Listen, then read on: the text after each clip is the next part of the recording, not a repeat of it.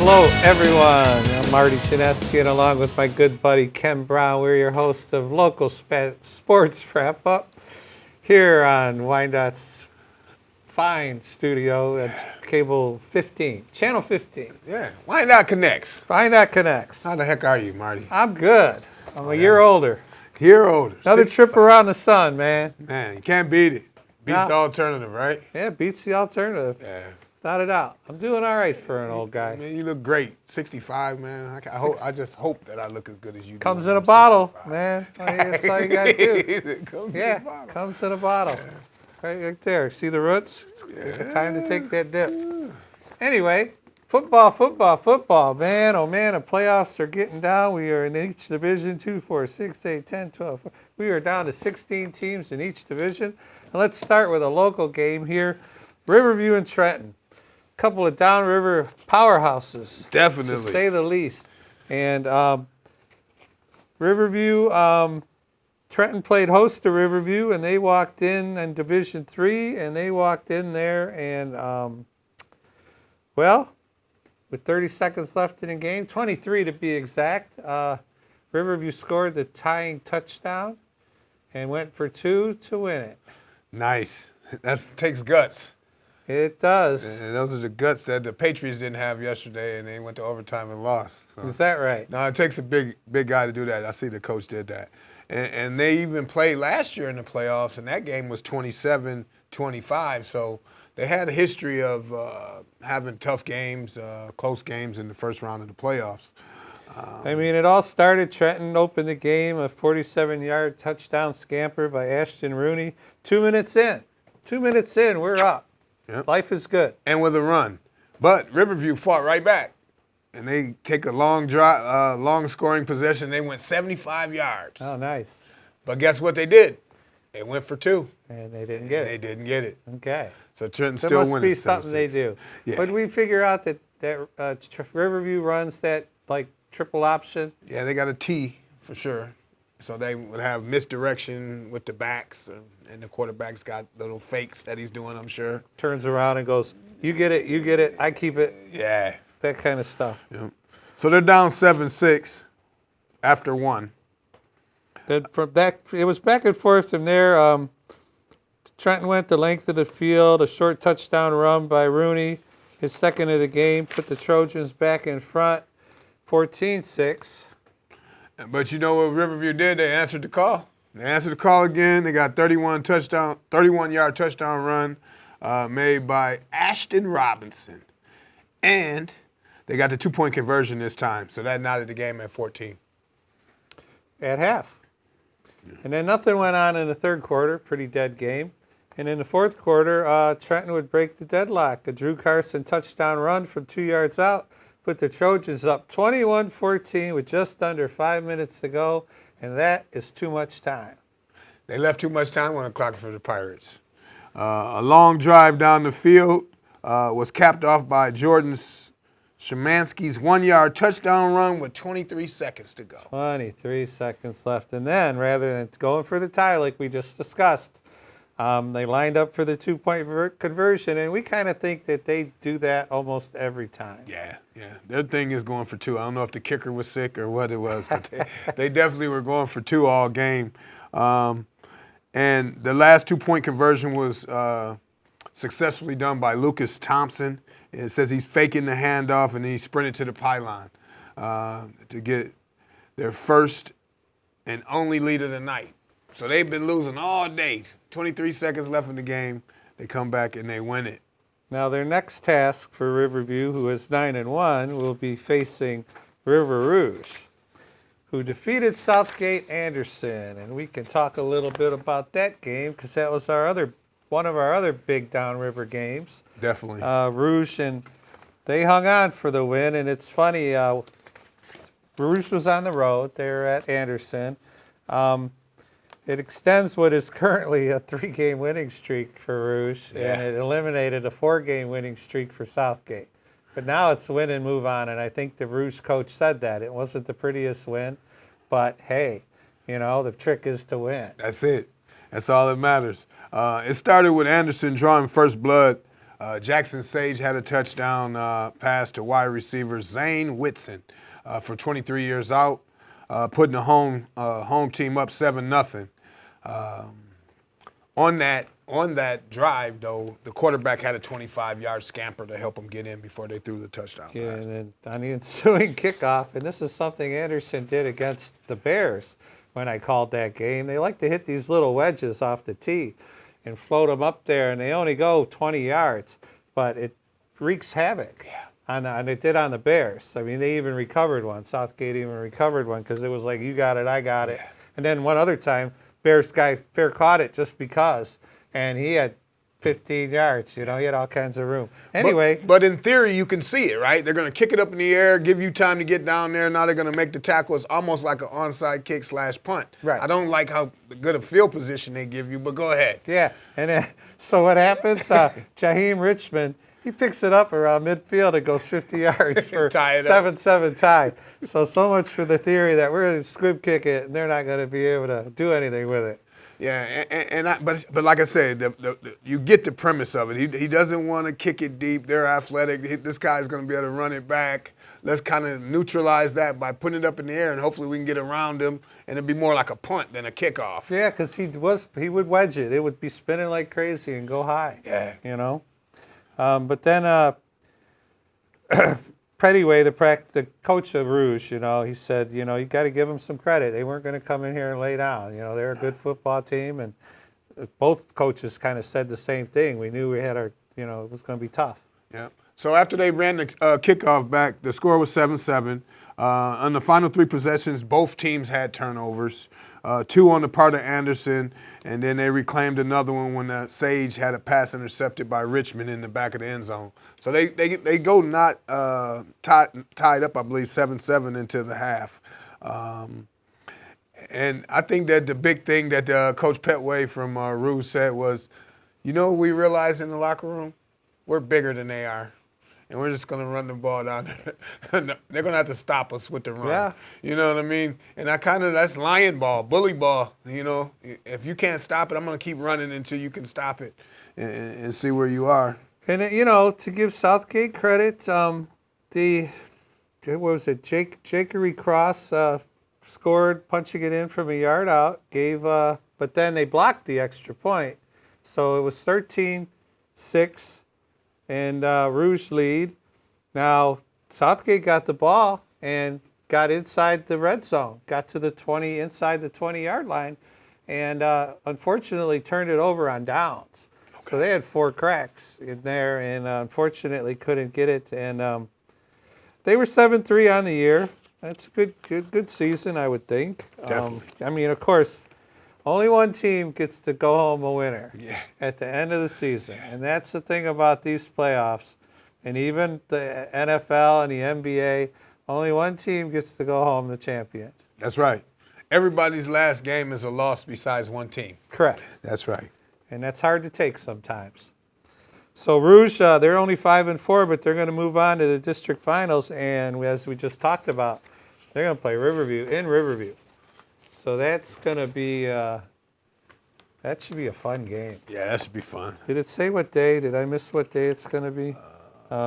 It's Friday. November 8th, Friday. I'm assuming 7 o'clock. Yeah. Because most games. And Rouge actually, play Riverview a lot during the season. During the playoffs. So last year they played and they actually won 49-27. So we'll see. It's a new year. Yep. And we have scores from Division I. We have some scores of local teams that are in the area. Last week we went over who was playing who. Dearborn took care of Dearborn Fordson 30-0, which gives them the right to play Detroit Cass Tech, who took care of Sterling Heights Stevenson 41-zip. Yeah. And our almost downriver team, Belleville.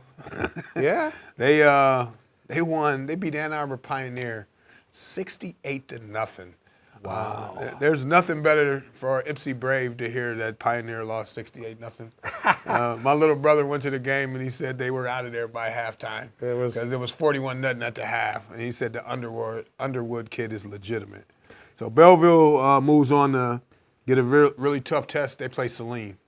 Yeah, the one other local team, you could call it that, but Detroit Catholic Central, they're going to take on West Bloomfield. They took care of Livonia Stevenson 33-zip, and West Bloomfield took care of Novi 49-15. Man, there's some good games this week. Oh, yeah. And they're, like I say, down to 16 in Division I. We got Division II. One other thing about D1, Coach, doing some research on that, Howe, who beat Kalamazoo Central 35-zip. 6. That's a 6? Yeah. All right, 35-6. They take on Brighton. But Belleville has one loss on the season, and it's to Howe. Wow. And you know what they did? They ran the ball to keep it away from Belleville's quarterback. Which Trenton did to keep it away from Carlson. Yeah, so they end up beating Belleville. So just, hey, they got a chance, you know. They got a tough keep division. the ball out of their hands. That's so they do have a loss, huh? Yeah, they lost one. Wow. Yeah. So in Division II, our favorite downriver team, Gibraltar Carlson. Yeah. Only because of Coach Grolak. Yeah. They took on Temperance Bedford and took care of them, doubled them 42-21, and that gives them the right to play Livonia Franklin, who I believe. Yeah, they beat up on Allen Park 21-14. I think that game was in Livonia Franklin, though. I'm not sure. I don't remember. Yeah. But, so Gibraltar Carlson is taking on Livonia Franklin. And that's our Division II standings, though we do have some interesting matchups. Orchard Lake St. Mary's intrigues me. They're going to play Farmington this week. And both teams pretty much cruised through the first game. It was 39-13 and 42-7. Right. That matchup is for the right to play Carlson or Livonia. Ooh. The brackets don't get any easier. I'm going to say that right now. I'm looking at these matchups, and by the time you get to the Final Four, there's going to be 4 good teams. Yeah. Interesting factoid, as you would say. Farmington's actually going to be favored, right? They have more points on the season than Orchard Lake St. Mary. Okay. They have 59-57. It's really close. But Orchard Lake St. Mary beat up on another Farmington school last week, North Farmington. So now it's time to give it to regular Farmington, right? Gotcha. It'll be good. They own them. They own them. Division III, we just discussed River Rouge and Riverview. Riverview took care of Trenton, Rouge took care of Southgate Anderson. They're going to play for the right to play Detroit Martin Luther King or Grosse Pointe North.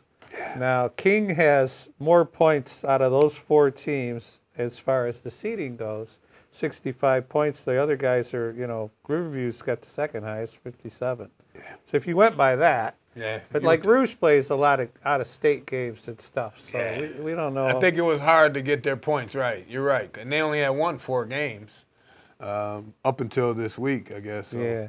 We'll see. Good matchup there. Usually that next round, that regional matchup for the last few years has been the winner of that Rouge and Riverview game, which they won 49-27 last year in Martin Luther King. So we'll see if that changes. That's pretty much the King's a powerhouse, without a doubt. They have been for years. Yeah. Division IV. We had local teams. Dearborn Divine Child took care of Madison Heights 42-6, and that gives them the right to play Harper Woods, who took care of Redford Union down there. And they're going to play each other for the right to, I don't know. There's a lot of 40s in this bracket. Yeah. They're going to get it right to play Macomb, Luther North, or Croswell. So, yeah, I think Harper Woods is going to be a good battle. Between those 2 teams, I think they'll win the region. Whoever wins that game between Divine Child and Harper Woods will probably win the next couple rounds, I would think. But Chelsea's there, so Chelsea's always good. Yeah, up at the top, yeah. They got a lot of points going. Hudsonville Unity Christian, weren't they the finalists last year? They definitely. Did we talk about them in soccer last week? I'm not sure. No, they got a lot, but Chelsea's got like 63. And then shout out to Big Rapids. That's the home of Ferris State University. Their football team won. Oh, Yeah. how They about that? advance on. As we go to the Division 5, the last couple teams downriver, Romulus took care of Detroit King, 26-24, tight battle. King was the favorite in that game, and Flat Rock took care of Detroit Denby, 40-22. Flat Rock being the favorite in that game. Right, and that was surprising. We talked a little bit last week about Romulus and Romulus Summit Academy. Correct. So Detroit Voyager actually beat Summit Academy for the right to play Flat Rock. I would think that Flat Rock's going to be a favorite in that game. I'd be interested to see if it's at home, but I think that they can definitely beat Voyager. And then you got Ann Arbor, Gabriel Richard playing the Romulus team, and they're both equally seeded. Yeah, and that's interesting. Like we were talking about earlier, Romulus I think they may have all their schools in Division 5 now. You know, like the Academy North Summit, Romulus High, and then I bet you there's a South Summit. We'll see. But that's either a lot of kids or a lot of kids that are kind of spreading out to all the schools to make it equal. Yeah. You know, which is fair. Gotcha. Yeah. All right. Well, we get after that we head into Division 8, and our local teams two played. Riverview Gabriel Richard played. They played Allen Park Cabrini, and it really wasn't a contest. Talk about leaving at halftime. It was 48-0. But that gives Gabriel Richard the right to play Manchester, who. These are teams with not a lot of points. This whole sheet doesn't have a lot of points. 30-something seems to be the max. But anyway, Gabriel Richard did something to their home field this week, and we have a little bit of tape on this. They renamed the field, the James R. DeSena Field. James DeSena, being a contributor to the school, helped fix up that, according to our roving reporter. Our roving reporter, yeah, fix that mud hole. Those are her exact words, and too. There's Mr. DeSena smiling. He's the uncle of current mayor in Wyandotte. So, no, that's a great honor. Also hear that his kids, that's their alma mater, so makes sense for him to give to that school. Absolutely. And you know what they did? They gave him a congratulatory whooping of who'd they play? They played Cabrini. Yeah, 48 zip. 48 nothing. It's nothing better than getting your field named after you and then the home team going out there and stumping a mud hole in them. So. That's right. And there's not a lot going on. Iron Mountain is a solid team. They're in that bracket, but we're down to 16 teams in that bracket also. Richard's got to get by Manchester. If they can do that, they'll give them the right to probably play Detroit Loyola. And that's what I think. Loyola's good. You know what Loyola's problem is? They're in the Catholic League, so then they'll play Orchard Lake St. Mary. They'll play Brother Rice. They'll play Catholic Central, so they won't get a lot of points, right? Gotcha. And then they'll go down to, there's only 100 and 200 kids in the school, so then they'll go to Division 8 and dominate, So I think Loyola's going to punch Lutheran Northwest in the mouth.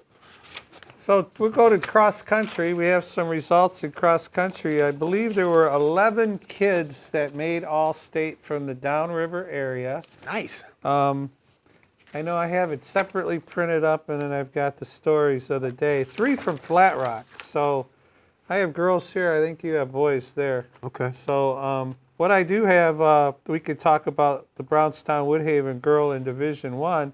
Charlie McKay finished 29th out of 30. The top 30 bowlers, the top 30 cross-country runners that finish become All-State. Okay. And then there's one team that obviously becomes state champs.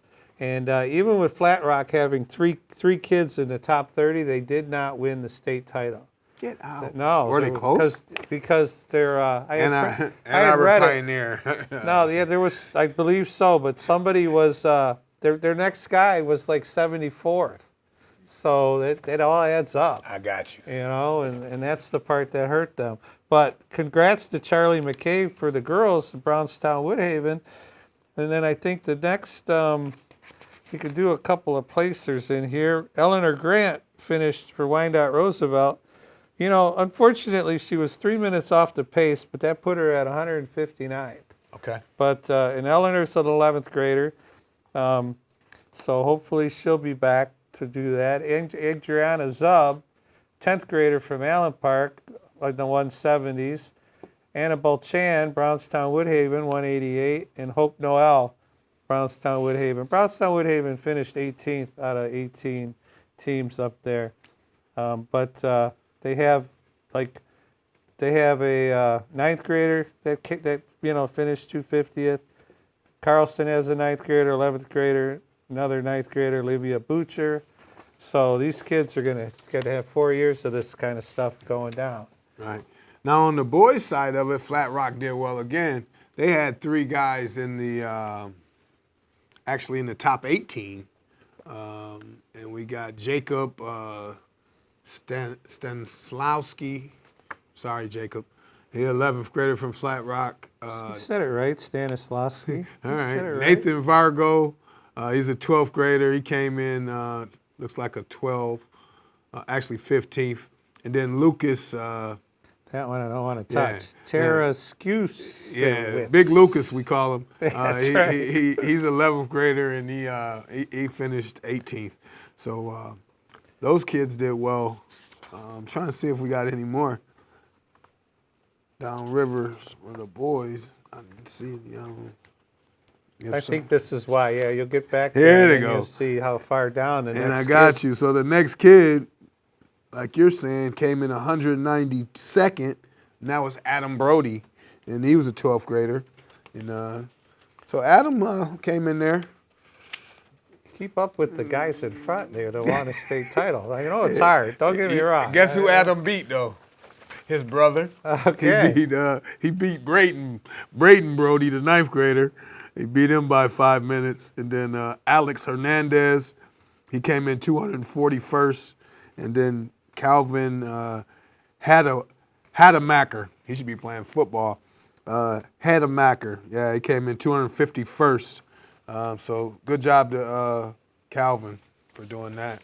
And the girls' Division II, the only other female in the Downriver area to win an All-State, qualify All-State, is Avery Turk from New Boston, Huron. And she was, it really intrigues me that, like here, the 30th place and the 31st place in the Division I girls was 9 seconds apart. So you were back quite a ways. Yeah. So you didn't become All-State.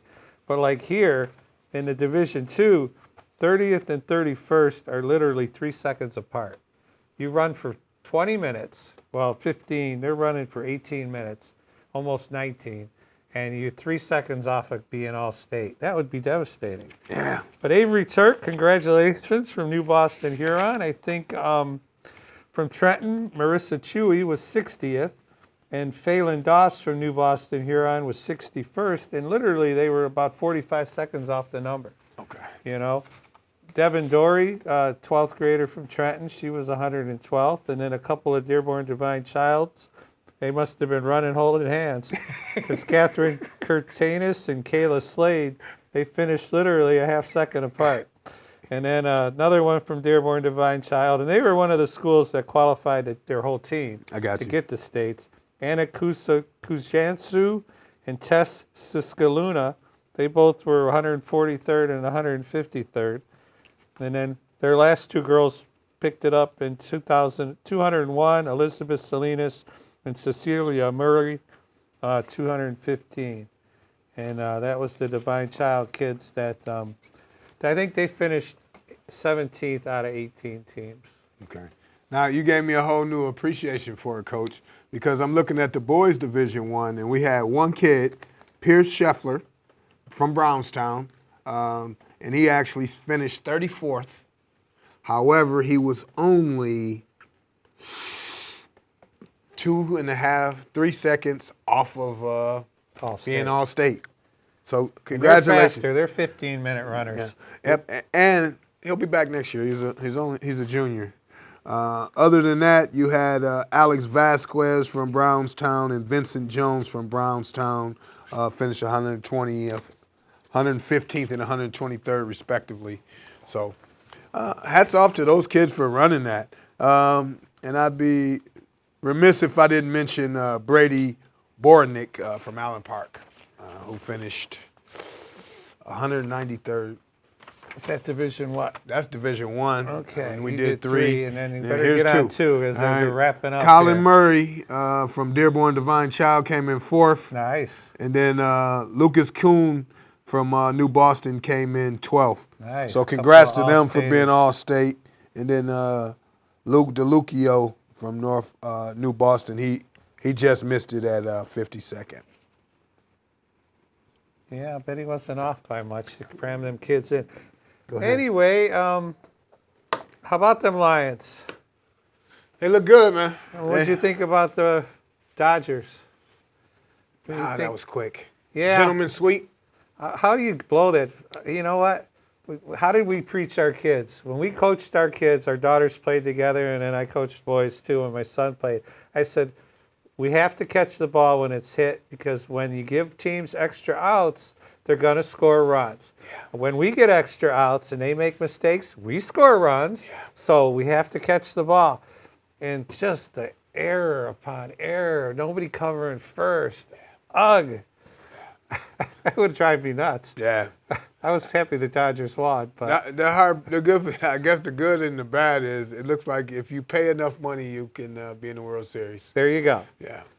So I'm Marty Chinesky. This is Ken Brown. We will have football results next week. We had 2 tennis teams in the state finals. Groseville did not make it. They scored 7 points, and Trenton was dead last with 0 in their Division 2. I'm Marty Chinesky. That's Ken Brown. We're running out of time. Watch us next week. Hi, Mom, and get out and vote. Rock the vote.